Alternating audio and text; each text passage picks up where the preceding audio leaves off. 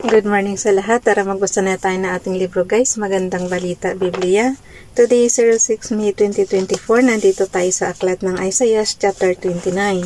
Kinubkob ang Jerusalem. Pakisabayan ako ng basa guys. Pare-pareho tayo dito matuto. Isaiah chapter 29 verse 1. Kawawa ang Jerusalem, ang lungsod na himpilan ni David. Hayaang dumaan ang taon ng pagdiriwang ng mga kapistahan, verse 2, at pagkatapos ay wawasakin ko ang lungsod na tinatawag na altar ng Diyos. Maririnig dito ang panaghoy at pagtangis ng buong lungsod ay magiging parang altar na tigmak ng dugo. Verse 3, kukubkubin kita at magtatayo ako ng mga kota sa paligid mo. Verse 4, dahil dito ikaw ay daraing mula sa lupa, maririnig mo ang iyong tinig na nakakapangilabot at nakakatakot na parang tinig ng isang multo at parang bulong mula sa alabok. Verse 5, ngunit ang lulusob sa iyo ay liliparin ng parang abo, parang ipang tatangayin na hangin ang nakakatakot nilang hukbo. Verse 6, si Yahweh na makapangyarihan sa lahat ay biglang magpapadala ng dumadagundong na kulog, lindol, buhawi at naglalagablab na apoy upang iligtas ka. Verse 7, ang lahat ng bansang kumalaban sa Jerusalem, ang kanilang mga sandata at kagamitan ay maglalahong parang isang panaginip, parang isang pangitain sa gabi. Verse 8, parang isang taong gutom na nanaginip na kumakain at nagising na gutom pa rin. O taong uhaw na nanaginip na umiinom ngunit uhaw pa rin nang siya'y magising, gayon ang sasapitin ng lahat ng bansang lumalaban sa Jerusalem. Bulag at mapagmalaki ang Israel. Isaiah chapter 29 verse 9, magwawalang bahala kayo at mag-asal mangmang, bulagin ang sarili at nang hindi makakita. Malasing kayo ngunit hindi sa alak, sumuray kayo kahit hindi nakainom. Verse 10, anong klase yun?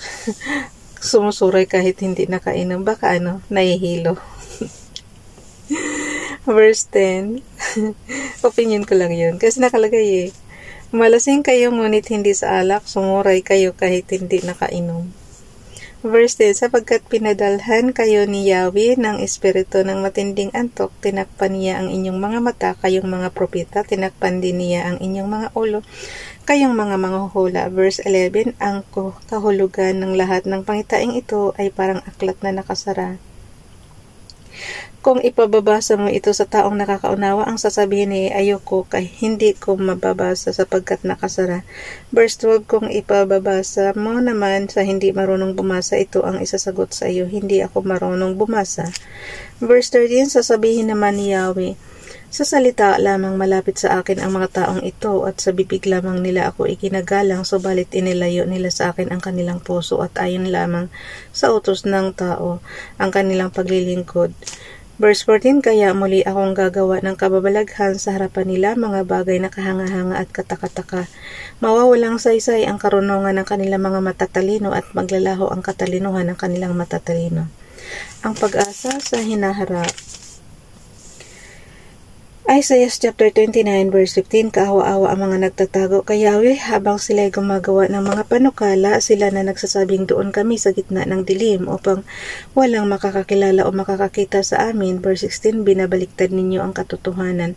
Masasabi ba ng palayok sa gumagawa nito, hindi naman ikaw ang humugi sa akin? At masasabi ba ng nilikha sa lumikha sa kanya, hindi mo alam ang iyong ginagawa?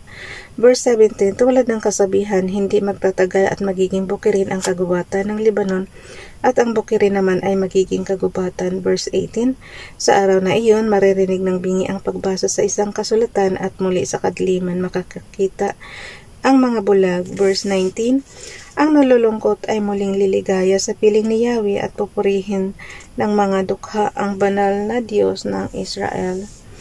Isaiah chapter 29 verse 20, sapagkat mawawala na ang malupit at mapang-api, gayon din ang lahat ng mahilig sa kasamaan. Verse 21, lilipulin ni Yahweh ang lahat ng naninirang puri, mga sinungaling na saksi at mga nagkakait ng katarungan sa matuwid. O ayan, mga sinungaling na saksi, lilipulin daw kayo ni Yahweh. Verse 21, lilipulin ni Yahweh ang lahat ng naninirang puri, mga sinungaling na saksi, at mga nagkakait ng katarungan sa matuwid. Verse 22, kaya ito ang sinasabi ni Yahweh, ang tumubos kay Abraham. Bakit ko naging opinion yung guys na na kaya ako nangiti? Kasi marami dyan ngayon sa yung mga nagkalat ba sa social media, talaga naman kung siraan si President Marcos, ganun-ganun na lang. Kasi nungalingan yan, di ba? Kaya dito tayo sa Isaiah chapter 29 verse 21, lilipulin sila ni Yahweh. Ulitin ko lang. Isaiah chapter 29. Kung ayaw niyang malipol, di huwag kayo magsinungaling at huwag kayo manirang puri dyan sa social media. Di ba? Ganun lang kasimple yun. Isaiah chapter 29 verse 21, lilipulin ni Yahweh ang lahat ng naninirang puri, mga sinungaling na saksi, at mga nagkakait ng katarungan sa matuwid.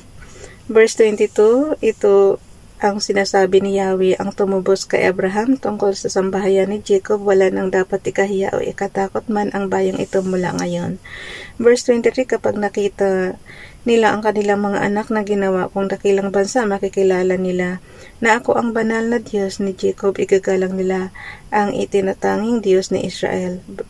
Isaiah chapter 29 verse 24, magtatamo ng kaunawaan ang mga napapalayo sa katotohanan at tatanggap ng pangaral ang mga matitigas ang ulo. Basahin pa ba natin yung chapter 30? Mahaba-haba guys Mauubusan ako ng oras. Gagawa pa tayo ng prayers for the GC. Hinto na muna natin to dito. So, bukas na ito for 07 May 2024.